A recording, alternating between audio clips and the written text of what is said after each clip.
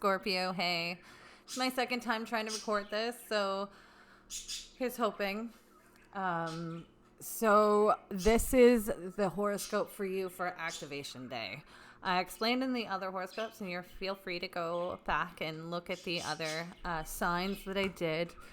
I told the story there, but I'll tell it to you too. I was going through the ephemeris, looking at January, and I was just awestruck that there was this day where Mercury and Venus and the moon and Mars were all going to be at 1 degree of whatever sign they were in.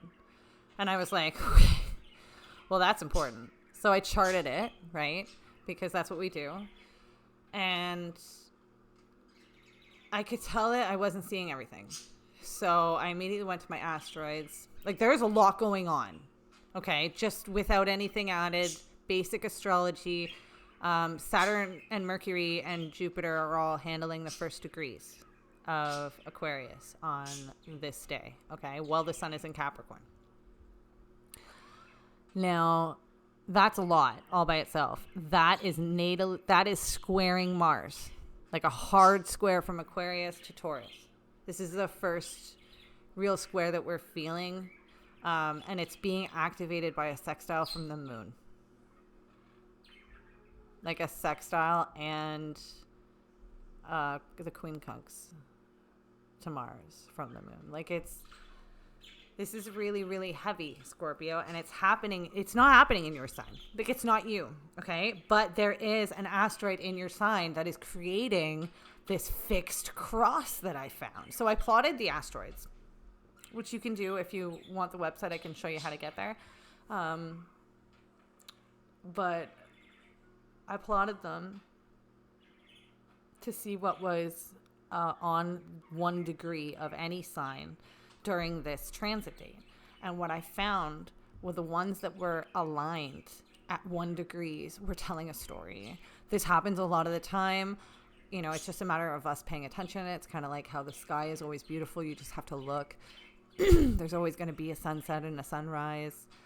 You just have to pay attention. And it's the same thing with asteroids and astrology. They're always there supporting the story that's already going on. So we all know the story that's going on. We're having this new awakening, this grand new conjunction, opened doors to places and ideas and futures we've not seen before, you know, a level of technology and understanding that we're just starting to dive into. And for you, my dear Scorpio, Sisyphus. Okay, you're like, what? Sisyphus was a man.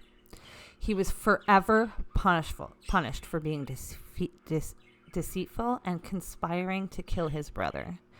He betrayed Zeus. Hades decided to punish him with a boulder forever rolling up the hill. Unending and frustrating. This is the energy. That is this energy that is created in your sign for this cosmic. There is a forever punishment happening in your house of identity. And it's reaping from the karmic effect of the transit from Saturn and the cross to Mars. It's just that when we have these kind of squares, there's always something going on in the asteroid somewhere. And it looks like on the surface that there's nothing going on in Scorpio, but when you pull this asteroid and you create the trine, there's also another asteroid for Atropos and Vulcan, which are another very karmatic pair. Vulcan being like this fire god, very much like Aries, like your ruler, traditional ruler, but also older than that. It's like the way the Gaia is the original mother, Vulca is like the original fire god, right? So, and Atropos is involved in this as well. Bear with me, I've drank a lot of coffee today. Atropos, I looked this up earlier, has this connection to cutting off life. This is the fate of the 3 fates that cuts the cord, that decides how long life is in. And that's happening in Leo right now, which also squares you. You know, Leo's your 10th house, Scorpio. You know, like this is my little Scorpio moon, Leo rising here.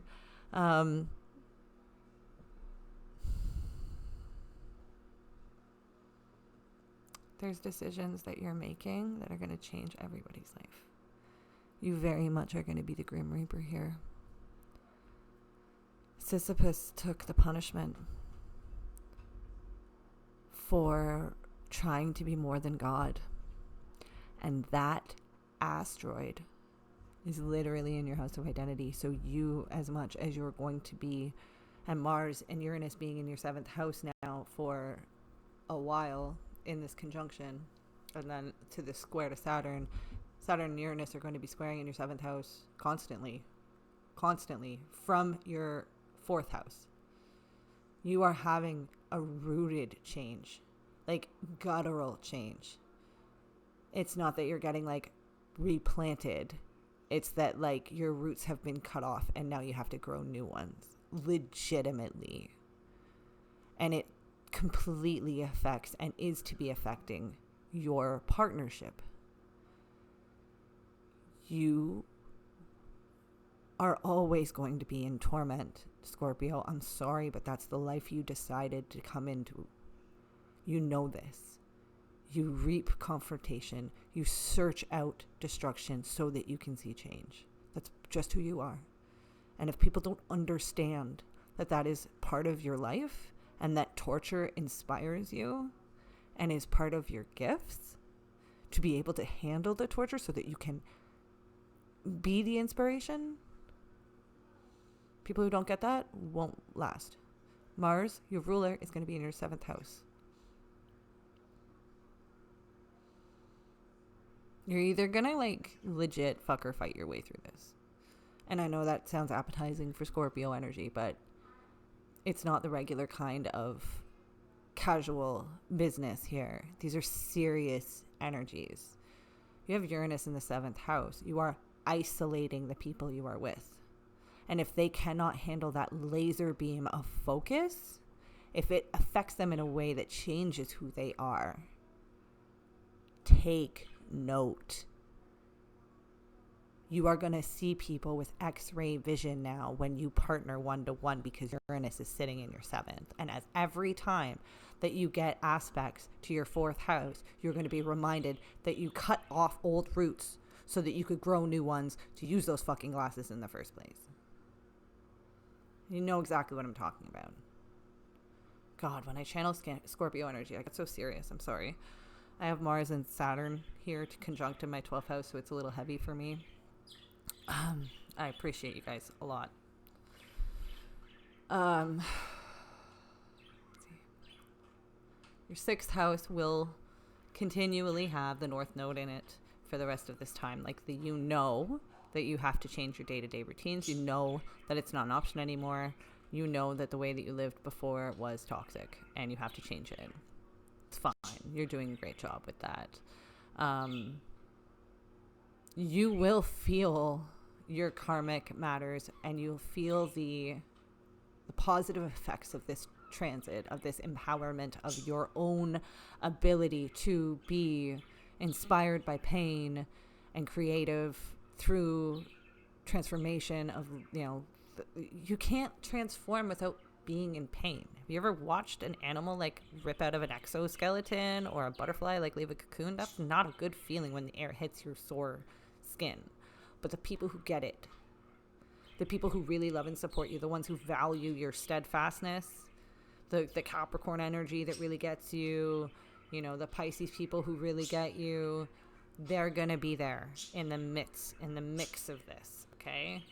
But every time you ignore that new route that you took, you will pay. But it's a good reward. You'll feel it. All right, my monkeys are calling me, and that's pretty much it. Hi, Mommy. Hi, sweetheart. I'm going to log off. Is the pizza ready? It is. All right, well, I won't edit that out, so maybe pizza is a keyword for you. Have a good day, Scorpio. Bye.